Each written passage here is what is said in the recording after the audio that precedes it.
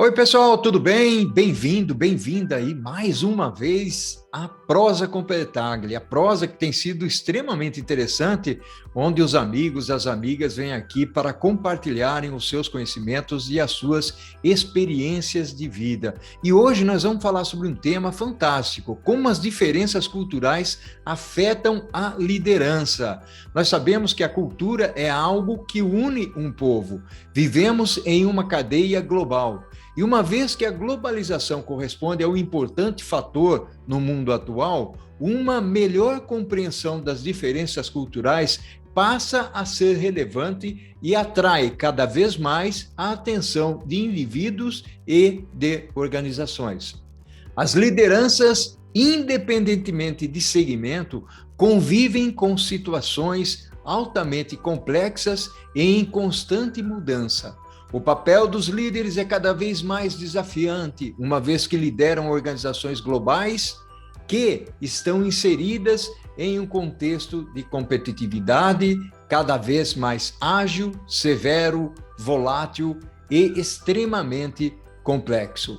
Esses líderes tratam com diferentes culturas e precisam adequar seus estilos de liderança, funções e atitudes que são eficazes e aceitas em uma cultura podem não estar necessariamente enquadradas em outra cultura. Portanto, compreender as características culturais possibilita exercer uma liderança mais efetiva.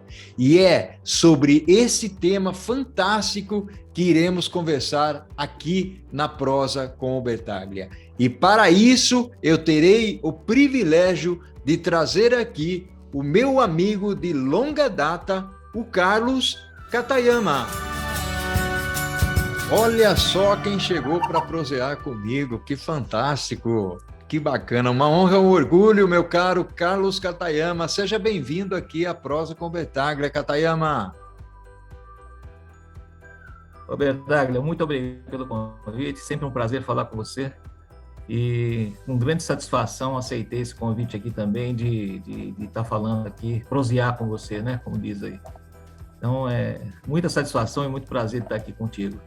Que bacana, meu amigo. Eu já gostaria, o Katayama, de embarcar nesse assunto aí, já começar a nossa prosa contextualizando essa história de culturas, né? Você que passou por diferentes culturas, diferentes empresas, diferentes segmentos, né? Isso é interessante. Vamos lá, Katayama? Exatamente. Bom, eu desde de início de carreira, né, já comecei em empresa americana e depois trabalhei em empresa, uma mistura aí de brasileiros com franceses, depois fui para uma empresa americana de novo, aí fui para uma brasileira com sociedade com japoneses, aí fui para uma empresa 100% japonesa, depois fui para uma empresa totalmente francesa, né, e fora as totalmente brasileiras, né, então E eu digo assim também que, além das diferenças das empresas, diferentes em países também, né? Fui responsável aqui na América do Sul em alguns países diferentes e a gente sempre tem alguns casos aí de resistências, de diferenças culturais, ou como então se comportar nesses momentos, né? O jogo de cintura, o praticar a empatia, etc. E eu digo assim, né? A gente sempre tem algumas diferenças de culturas, não só de países, mas diferenças de cultura de gestão de empresa, diferente de culturas de, da própria empresa, né? Da nacionalidade da empresa. Então, pode ser uma multinacional, mas ela atua em vários países, então tem aquela cultura da empresa, que a própria cultura da empresa entra em local, de onde ela está instalada. E é isso que a gente pode falar um pouco mais, sem contar o segmento, né? Cultura de segmentos. Eu posso até falar que existe uma cultura de segmentos. Então, trabalhar com uma área de saúde é muito diferente de trabalhar num chão de fábrica automotivo ou numa mina de extração de ferro, de minério, ou fazer aço. Então, são diferentes segmentos, diferentes comportamentos, são diferentes profissionais que lideram essas companhias. Então, tem também que saber lidar com tudo isso. Que bacana, Katayama. Vamos lá, vamos em frente. Eu já gostei dessa abordagem que você fez aí, né? Tocando os diferentes aspectos culturais, né? Empresa, país, segmento, bacana. Vamos lá. E é isso. Agora, falando um pouco assim, entrando mais nos casos, né, ou nas minhas percepções, então eu diria assim, empresa americana, eu vou falar bastante de empresa americana e empresa japonesa, né? Empresa americana é muito baseada naquele desempenho, né? E é muito comum se ouvir a frase em várias multinacionais, o lema lá é make the numbers, ou seja, é muito ligado só a realmente cumprir o resultado, cumprir o desempenho, e você é julgado mais por isso do que qualquer outra coisa, né? E numa empresa japonesa, o lema, numa das que eu trabalhei, acho que eu posso falar aqui a Honda, todo mundo sabe, vai ver no LinkedIn aí, se eu trabalhei numa empresa japonesa, e onde o lema era trabalhe muito, isso é uma coisa que me gravou desde o primeiro dia que eu fui trabalhar, quando eu fui recebido na Honda pelos diretores. Quando nós saímos para jantar, a convite deles lá, eles me falaram, aqui o lema é o seguinte, trabalhe muito, mas divirta-se muito.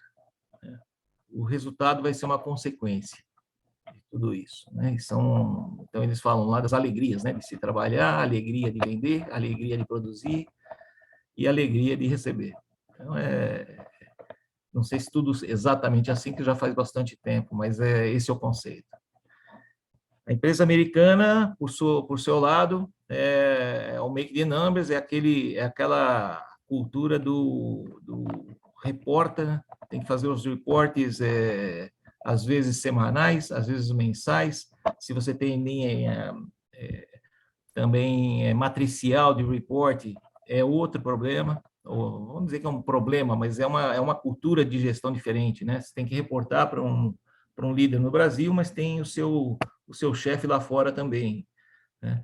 E às vezes acontece de não baterem, né? Não terem a mesma direção, o que pensa um cara lá de fora com o gestor aqui do país, né? Do país local. Então, e você está no meio desse negócio, né? E está no meio desse negócio, tem que saber também equilibrar, balancear e ter o jogo de cintura para administrar. Bom, é isso. Eu vejo assim, tem vários exemplos, né? Uma das resistências que eu passei bastante foi quando, numa empresa americana, eu passei a ser responsável pela América do Sul. E aí, numa época onde venezuelanos, argentinos, principalmente venezuelanos, isso naquele momento, né, não agora, mas naquele momento que era um país rico, né, em crescimento, pujante, né, na sua economia, um país lindíssimo, uma educação fantástica, mas muito voltado para a educação americana, né, para o poder de gestão americano. Então, você via lá, inclusive, os costumes, né, os carros usados nas ruas, a forma de fazer a gestão, muito ligada ao conceito americano. E aí começa a primeira experiência, né? E você vai para lá, um brasileiro comandando um país que, pô, eles são os mais próximos dos americanos. Eles queriam ser imagina reportar para um brasileiro. A mesma coisa na Argentina, a mesma coisa na Colômbia. E aí é que eu digo que um diferencial bastante grande é saber praticar a empatia, né? Se colocar no lugar daquele que está recebendo um cara totalmente que não era o desejado era que fosse aquele país, a liderança. Então, como fazer e reverter isso, né? Reverter essa visão, mostrando que nós estamos lá para somar, né? E que todo mundo vai ter a mesma oportunidade. E aí o que eu posso te dizer é um pouco de carisma. Acho que a liderança tem que ter, existe o seu carisma pessoal também, né? De conquistar as pessoas. Eu falo de se colocar no papel do outro, é realmente estudar, né? Como é que é a cultura daquele país? Como é que você deve falar com aquelas pessoas com determinados níveis, diferentes níveis, né? Eu até falo, olha, isso é uma prática que a gente faz não só no mundo corporativo, mas no mundo pessoal também, né? No pessoal. Então, e a gente pratica isso às vezes sem saber, né? Ou sem realmente querer fazer aquilo. Mas, por exemplo, você vai num posto de gasolina, você fala de um jeito com o frentista. Se vem o gerente dele, você fala de um outro jeito. E assim é, né, na vida, no dia a dia, no nosso cotidiano. Isso tem que ser mais fortalecido no onde você vai falar também com diferentes níveis e buscando os resultados, o melhor resultado de cada um deles. Vou te dar um outro exemplo de uma empresa americana no setor químico, que atendia pinturas no setor automotivo. E sempre tinha, quando a gente fala em supply chain, eu sei que você é um fã de supply chain, e eu também adorei, aliás, é uma das passagens que eu tive, foi como fui diretor de supply chain, isso eu conto num outro momento, mas é difícil fazer planejamento. A montadora, ela troca de produção, de planejamento, de programação de produção na linha a todo momento, não nos avisa, não se importa com quem está fornecendo, se tem a flexibilidade dessa mudança ou não, e blá, blá, blá. E a gente não consegue essa informação fina através do pessoal de planejamento dos automotivos. A sacada aqui que foi? Mas você já falou com quem trabalha na linha? Né? Você que é de vendas, você já foi lá na linha, falar com quem trabalha na linha, falar com o operador, que realmente vai executar o serviço, ele tem uma informação privilegiada que a gente não tem, porque ele vai ter que preparar tudo aquilo antes para poder mudar a linha. E aí, rapaz, foi uma experiência boa. Esse é um dos casos, né, que eu estou contando, porque a informação vinha agora de uma forma totalmente informal, né? Então, o camarada leva lá para comer uma coxinha no bar e nisso arranca do cara qual é a próxima linha de produção que vai rodar no dia seguinte, e aí exatamente essa informação já sobe para a nossa empresa. Então, veja só, quando a gente fala em cultural também, é o jeito de falar com quem falar, nesses momentos, né? Isso foi uma experiência, aliás, eu pratico isso há muitos anos, e em várias situações também, né? Quando a gente fala em cultura de empresas, né? Eu falei aqui da diferença de empresas francesas, japonesas, americanas. Eu vou falar, assim, de uma experiência das americanas. Realmente, você é muito reconhecido, você fica em evidência quando você tem sucesso e mostra resultado, você vai para a matriz, faz apresentações, é aplaudido, ganha bônus, blá, blá, blá. Mas o inverso também é diretamente proporcional. A primeira queda que você dá no seu desempenho ou algum acidente que acontece, você não cumpriu o estabelecido, vem na mesma força também a cobrança e o lado negativo, né, da coisa. Numa empresa japonesa, né, o que é legal também? E eu vou falar da Honda de novo, né? Mas na Honda, o que eu achei interessante em termos de cultura de gestão é que pode mudar o gestor, pode mudar o presidente, seja em qual for o país, mas o modelo de gestão não muda. A forma de fazer gestão, a forma de fazer os acompanhamentos, indicadores, o planejamento, que se leva bastante tempo planejando, em todos os países são iguais. Então, pode mudar o presidente. E uma coisa que eu vi é o seguinte, muito inteligente isso, porque o modelo de gestão muito baseado em total quality, mas dependendo do momento em que a empresa está, traz um executivo que tem aquela experiência para aquela necessidade. Exemplo, vamos construir uma fábrica nova de automóvel. Nós estamos agora, então, no momento de expansão de fábrica. Ou vamos fazer expansão na fábrica lá de Manaus. Uma expansão de fábrica. Quem que a gente tem que trazer para cá? O cara que tem mais conhecimento e sucessos em expansão. Então, aí vem no ano da troca do presidente, vem uma pessoa realmente especializada em expansão. Agora nós estamos com a fábrica pronta, tudo construído, estável, já estamos produzindo, precisamos incrementar vendas agora. Agora o nosso foco é vendas. Então, quem que nós vamos buscar? Vamos buscar um cara que está lá na China, que ele é o bam, bam, bam, e muito case de sucesso na área comercial. Pronto, troca esse presidente para um cara com perfil comercial. mas o modelo de gestão continua o mesmo. Viu? O foco ele vai direcionado à necessidade do momento. Isso eu achei muito bacana. Na empresa americana, a gente já não vê muito isso. É realmente o bottom line, né? É o resultado final. Então, se é medido ali no resultado final, não importa os meios, né? Então, Katayama, meu amigo, está desculpa. fantástica a nossa prosa aqui, muito bacana mesmo. É, Eu queria fazer o seguinte, Katayama, nós estamos finalizando aqui o primeiro bloco, né? E eu certo. gostaria de explorar no segundo bloco, ou continuar explorando isso que você tem falado aí, sobre as diferenças culturais, que está muito bacana, está sensacional, ou seja, pondo aí os pingos nos is, para que a gente entenda na vida prática, porque você viveu isso, né, trabalhando nessas empresas americanas, japonesas. Eu queria depois que você falasse um pouco das brasileiras também, tá bom? Mas, Sim, vamos Katayama, falar. vamos fazer o seguinte: vamos tomar uma aguinha aí e vamos para o segundo tempo da nossa prosa? Fantástico.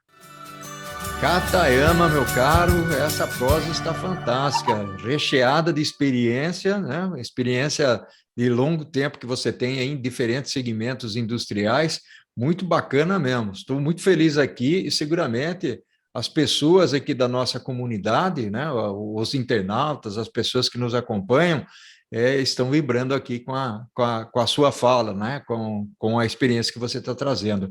Eu queria continuar explorando aí as diferenças culturais, o Katayama. E você falou das americanas, você falou bastante das japonesas, né?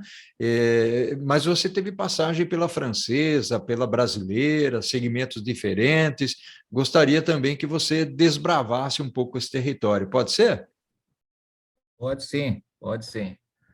E só complementando a tua fala também, uma coisa que eu deixei de comentar, mas eu quero comentar agora, antes de falar de outras empresas, foi a experiência que eu tive também deixando a área de TI. Né? Em determinado momento eu sou chamado e, Katayama, você, pelo trabalho que você fez lá na TI, já está resolvido, está estabilizado, gostaríamos que você resolvesse um outro problema em duas outras áreas, recursos humanos e supply chain. Então, você vai deixar a área de TI, o convite é esse, deixe a área de TI, que está andando com as suas próprias pernas, e agora você vai cuidar de realmente reestruturar recursos humanos e toda a cadeia de suprimentos. Foi quando eu te Pô, conheci. foi bacana, exatamente. E aí já falando em mudança cultural, é diferente você falar com um time totalmente de TI e quando você tem toda uma equipe voltada à cadeia de suprimentos, no planejamento de produção, materiais, logística, armazéns, é totalmente diferente, é um bicho diferente. São mentalidades, mindsets diferentes. E recursos humanos nem se fala. Eu sempre digo o seguinte: como eu passei por recursos humanos, eu acredito que todo executivo deveria, em algum momento, passar em recursos humanos, ou seja, na liderança, ou seja, na operacional, mas passar, porque é ali que a gente começa a entender realmente e enxergar. Eu uso palavras aqui até meio chulas, mas enxergar as da organização, sabe? E o como navegar nessa organização. Então, aprendi bastante em recursos humanos para navegar nessas diferenças culturais nas diferentes empresas também. É isso que eu só queria complementar a fala do início. Quando a gente fala em empresa francesa, eu vou depois terminar com as brasileiras. Quando a gente fala em empresa francesa, também, em duas oportunidades eu tive essa experiência. Uma, quando era uma sociedade de francês com brasileiro, lá atrás, num frigorífico, e a outra foi a última, em meios de pagamento, né, e benefícios de meios de pagamento. Eu vejo assim, é uma cultura um pouco, eu diria assim, direcionada para a própria cultura do país, então é um pouco de socialismo, de preocupação com as pessoas, às vezes o resultado também é muito importante, mas às vezes você precisa fazer alguma mudança que vai mexer com pessoas, e você tem algumas dificuldades em executar. Então tem que saber também o como tratar esses temas, né? Eu sinto assim, pelo menos não sei se é verdade em todas as empresas, mas senti um certo conservadorismo também. né, em modelo de gestão e também no fazer algo novo, né, em inovação. Então, eu senti muito essa diferença. O que é diferente, eu senti essa diferença e a gente teve que realmente dar uma forçada para fazer acontecer algumas inovações, criar uma área de inovação, etc. O que é diferente numa empresa brasileira. Eu acho que na brasileira você é bastante escutado também. Mas tem aquilo de empresa brasileira que cresce muito de repente e não está preparada para todas as mudanças necessárias em modelos de governança, em modelos de gestão em si no seu total, mas de como é feita a gestão em termos de números financeiros, como é feita a gestão em termos de recursos humanos, benefícios, ou seja, tudo que uma empresa grande, totalmente estruturada, já tem quando você entra numa empresa grande, né? E a empresa pequena, quando vai crescendo, principalmente as brasileiras, a gente sente bastante dificuldade, porque tem empresas, e eu trabalhei em empresas menores também, brasileira, que, pô, tinha dono. Então, o dono sempre fez daquele jeito, né? Vinha do mundo familiar, então sempre foi daquele jeito, e para você fazer isso, você tem que ter um investimento. Mas por que você tem que fazer se eu nunca precisei disso? Né? Então, foi comum assim ouvi uma vez do dono da empresa, falou, não, se te der com dinheiro, até tijolo voa. Eu falei, pô, mas não é assim. Então, e aí, como convencer isso daí, né? E aí vem a diferença, vem o conhecimento que você adquire em outras empresas. Então, você vai lá com toda a paciência de planejamento e começa a mostrar para a pessoa, com dados e fatos, e até fazendo protótipos, do que vai acontecer, né? Para poder realmente sensibilizar aquele que vai fazer a liberação do orçamento. Empresa brasileira, também vejo muito ligada também, e aí não é só brasileira, todas sentem aqui as mudanças de legislação, mas os brasileiros, existem empresas que fazem tudo certinho, mas tem empresas que e eu não estou falando aqui nas que eu trabalhei só, mas tem empresas, estou falando no geral, empresas que não fazem tudo certinho. Aí vem um negócio de cultura, um pouco também de ética, onde você escolhe a empresa que você quer trabalhar ou se você quer continuar trabalhando naquela empresa, né? Isso também é algo que nós temos que, mais do que nunca, ficar atento hoje. Então, você tem que ver se cumpre com toda a legislação, se é uma empresa que cuida dos funcionários, se é uma empresa que atende diversidade, se é uma empresa que atende cuidados de segurança, tanto interna com os funcionários, como com a comunidade. Então, você vê aí esses acidentes todos que tiveram aí com empresas grandes de mineração, é algo complicado. Então, e nós, como executivos, aí os líderes, tem que estar preocupado com tudo isso. Na empresa brasileira também, aí eu não sei se todas praticam isso, mas eu praticava que antes de você ser diretor de alguma coisa, ou diretor de TI, ou diretor de RH, ou diretor de supply chain, você é diretor responsável pelos lucros e perdas da companhia. Então, é sempre pensar se aquilo que você está fazendo, ela está pagando, primeiro, se está pagando o teu salário, e o segundo, se realmente está trazendo o resultado que a empresa está precisando. Porque eu vi em algumas situações, até gerentes meus, estavam preocupados em fazer tecnologia por tecnologia, por exemplo. Uhum. Por quê? Porque é aquele negócio que está agora é o assunto do momento, então nós precisamos fazer aquilo. Eu falei, mas aquilo não vai trazer resultado para a empresa agora. Esquece, vamos priorizar. Então, vamos fazer isso, isso e isso.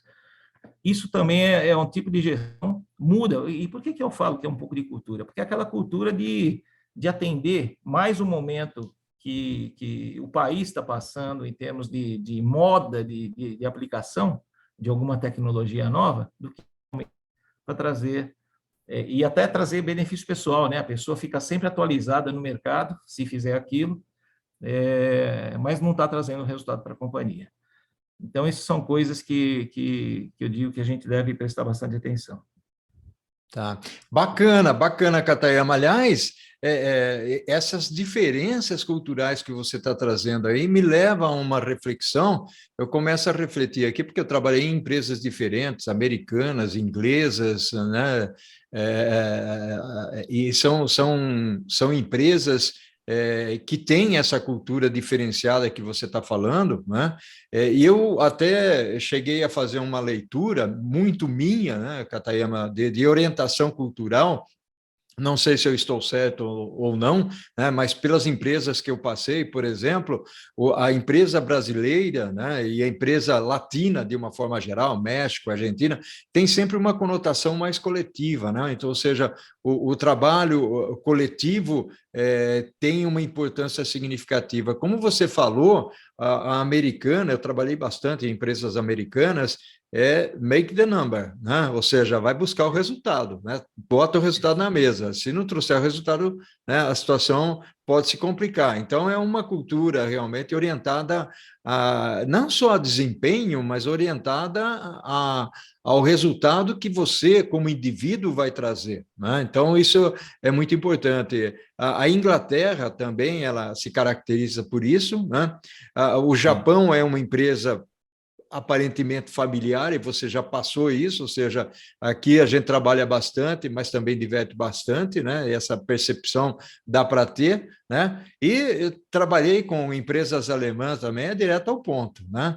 E eu não tive chance É, de trabalhar com empresa nacional, apesar de ter a minha, né? Eu trabalhei muito com sim. empresa nacional dentro do contexto de consultoria. Há 12 anos eu faço consultoria, então, eu tenho muita experiência cultural nesse sentido também. Eu queria evoluir um pouquinho ainda, o Katayama, porque quando você se considera um executivo, um líder global, né, você precisa entender e respeitar as diferenças culturais da forma como você está colocando aí. Achei bacana demais. Se você tivesse que deixar uma mensagem para aquelas pessoas, né, que estariam buscando, né, eventualmente, culturas nas empresas, porque eu, quando eu deixei a Unilever porque eu viajava demais, eu queria buscar uma alternativa.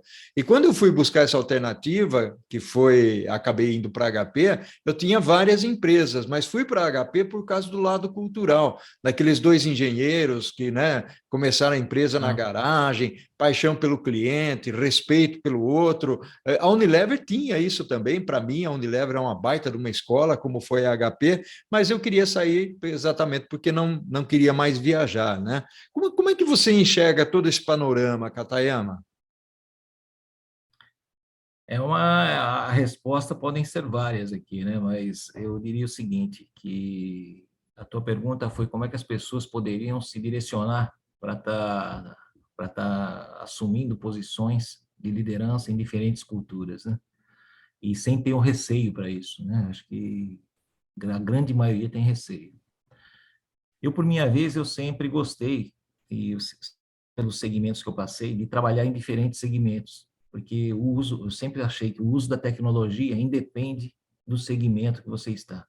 Você vai fazer o uso daquela tecnologia da melhor forma, seja para qual segmento for, né? Então, a aplicação pode ser diferente, a tecnologia pode ser a mesma, a aplicação pode ser diferente. A mesma coisa eu levo isso daí para a cultura de países. Então, bacana trabalhar em outros países, é algo que me atraía também. E por quê? O conhecer um outro país não é você ir lá e fazer turismo. O conhecer o outro país, quando você fala em costumes, culturas, e não é só países, não, estados. Vamos falar aqui no Brasil, eu mudei aqui para diferentes estados também, e tem diferentes culturas entre os estados no Brasil, Sim. né? Uhum. Então, é entender a cultura local, os costumes locais, a forma de falar de cada local, principalmente aqui no Brasil, é, e se colocar no lugar do outro, né? De quem, eu já falei isso aqui, mas de quem está recebendo você, né? E como, poxa, peraí, se eu tô, como é que esse cara está atuando, trabalhando comigo? A mensagem aqui é, primeira coisa, identifica quais são os detalhes de humanos. Eu vou falar humanos, que tudo acaba num ser humano, e cada ser humano é um produto diferente, né?